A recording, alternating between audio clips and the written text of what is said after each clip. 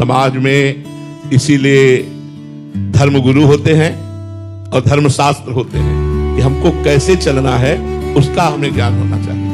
हम मित्रता करना पाप नहीं समझते, लेकिन मित्रता करके गंदा आचरण करना पाप है।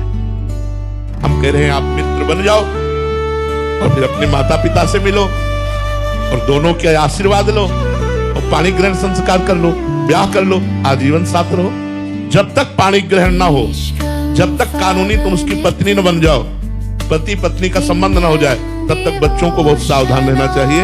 और आज ये गर्लफ्रेंड बॉयफ्रेंड जो चला है ये बहुत ही बच्चों के लिए हानिकारक है। कई बच्चे सुसाइड कर लेते हैं, कई बच्चे विक्षिप्त हो जाते हैं, डिप्रेशन में पहुंच जाते हैं। नया हृदय होता है, अब खेल खेल में एक दूसरे को हृदय दे दिया और वो उसका महत्व नहीं समझते, वो एक से दूसरे ब्रेकअप चला है, ब्रेकअप।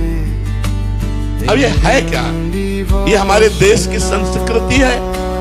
नहीं भाई, हमारे शास्त्र आज्ञा करते हैं ये अपराध है, ये पाप है, इसे नहीं करना चाहिए। अगर चूक हो गई तो फिर पूरा जीवन बर्बाद हो जाता है, बच्चे डिस्टर्ब हो जाते हैं। ये ठीक नहीं। दोस्ती करो, दोस्ती का मना नहीं है, लेकिन आजीवन की दोस्ती करो। किसी को भी अगर प्यार से स्वीकार करो तो आजीवन निर्वाह की सोचो।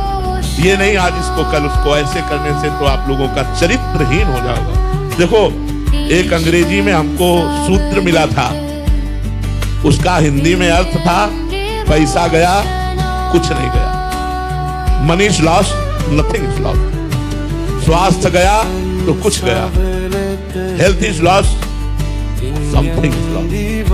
और अगर चरित्र गया तो सब कुछ गया। Character is lost, everything is lost. आज उल्टा है, उल्टा।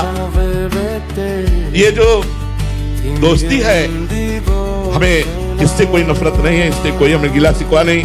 पवित्र दोस्ती रखो। दोस्त वही जो अपने दोस्त को आगे बढ़ावे, दोस्त को नीचे गिरा दे, दोस्त की भावनाओं को रौंद दे, दोस्त को कूड़ा करकट कर दे, ऐसा। ये दोस्ती भी क्या जो निर्वाह न कर पावे, वो दोस्ती क्या। और आजकल ऐसे दोस्त मिलना मुश्किल है जो निर्वाह करे। है, ऐसा नहीं कहते कि नहीं है, लेकिन वही दोस्ती अच्छी है जो आजीवन निर्वाह हो। ये इधर उधर की बातें, अब इस विषय में हम क्या बोल सकते हैं, क्योंकि ये ना पहले था, ना इस विषय का कोई प्रसंग पहले था।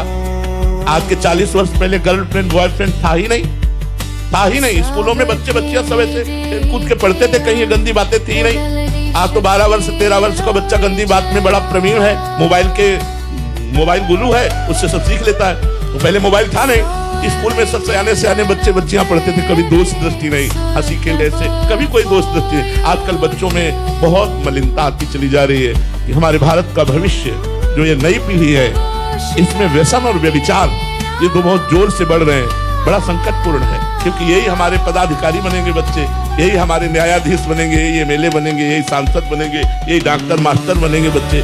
अगर व्यसन और व्यभिचार से युक्त हैं तो हमारे समाज को ये सुख नहीं पहुंचा पाएंगे, शोषण करेंगे।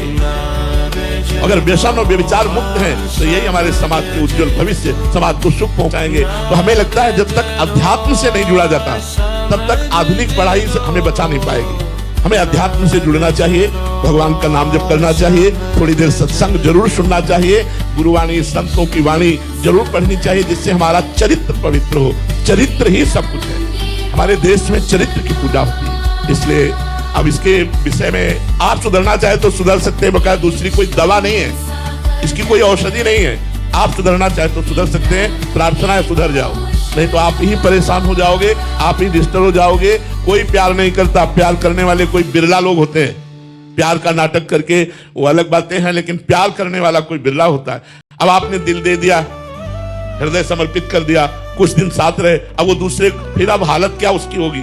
ऐसी स्थिति में बाहर कैसे निकला जाए महाराज जी? भगवान का आश्रय लेकर, बिना भगवान के आश्रय से नहीं। भगवान का आश्रय लो, सब बचा देंगे, वो सब ठीक कर देंगे, वो आपको अच्छा दोस्त मिला देंगे। आप चिंता मत करो, उनकी सृष्टि में कमी नहीं है। आप उनसे प्रार्थना करो, हे भगवान मुझे मेरे अनुरूप दोस्त दो, तो दोस्त दे देंगे। देखो करदम जी ने भगवान से तपस्या करके प्रार्थना की, मेरे अनुरूप पत्नी दो, तो आदि सम्राट महाराज मनु की पुत्री देहूती भगवान ने ब्याह करवाया, जिससे कपिल भगवान का प्रादुर्भाव हुआ। तो इसलिए हमें जो चाहिए वो भगवान से मांगे, नाम जप करें, सहसा ऐसी गंदी बातों में ना उतरे, नहीं तो हमारा जीवन बर्बाद हो जाए।